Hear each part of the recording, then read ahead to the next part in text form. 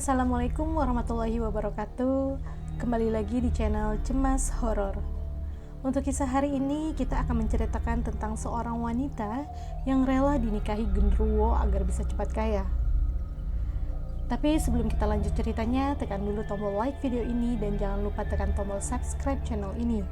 Nyalakan juga lonceng notifikasinya agar kalian tidak ketinggalan cerita-cerita lainnya dari channel ini. Langsung saja kita masuk ke ceritanya. Di sebuah desa kecil yang dikelilingi oleh hutan lebat, hiduplah seorang wanita bernama Dian. Sejak suaminya meninggal, ia harus berjuang sendiri untuk menghidupi anak sematawayangnya. Ia membuka warung di depan rumahnya, menjual makanan dan kebutuhan sehari-hari. Namun, dagangannya selalu sepi, kalah dengan toko-toko lain yang lebih besar. Frustasi dengan kondisi hidupnya, Dian mulai mencari cara untuk mengubah nasib.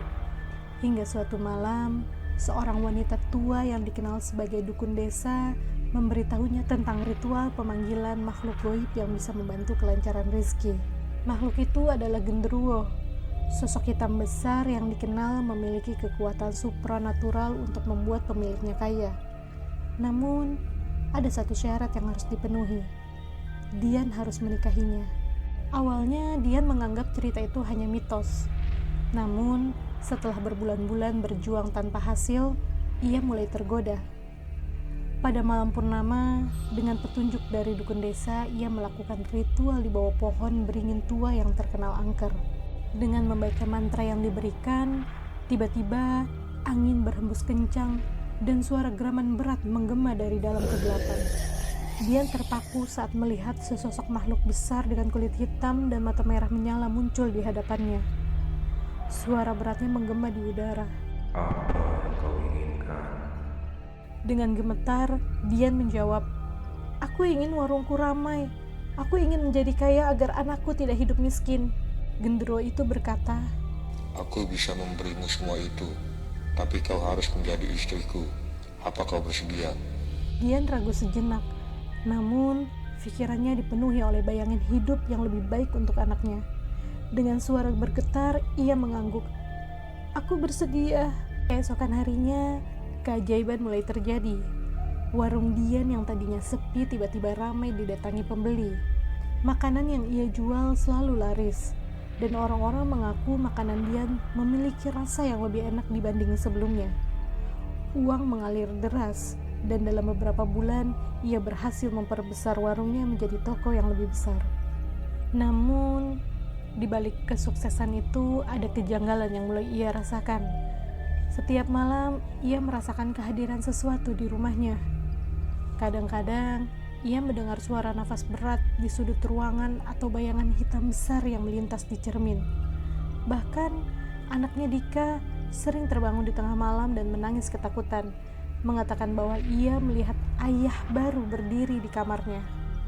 Bukan hanya itu saja, Dian mulai menyadari bahwa setiap kali genderuwo itu menginginkannya, ia harus melayani tanpa bisa menolak.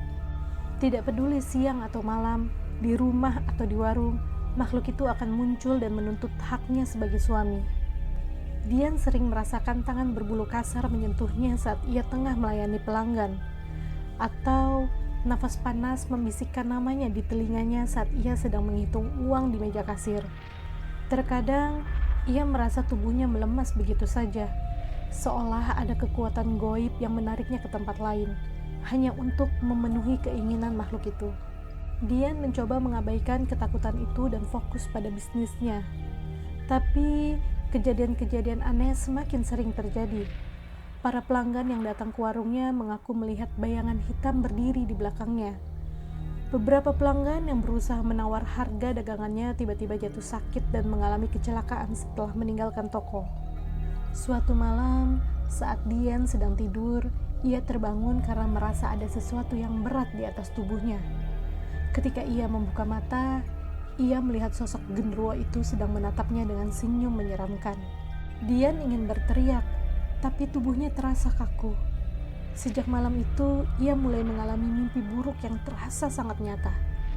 Ia melihat dirinya dibawa ke hutan, duduk di singgasana gelap di samping genderuwo itu, dikelilingi oleh makhluk-makhluk lain yang bersorak merayakan pernikahannya. Tak hanya itu, ia mulai merasakan perubahan pada tubuhnya. Setiap kali bercermin, ia merasa ada bayangan hitam yang mengikuti gerakannya. Kulitnya mulai terasa dingin, dan matanya sering berubah menjadi merah saat ia marah atau cemas. Hingga suatu hari, seorang pelanggan yang juga seorang paranormal datang ke tokonya dan menatapnya dengan ekspresi ngeri. "Bu, ada sesuatu yang menempel pada Anda.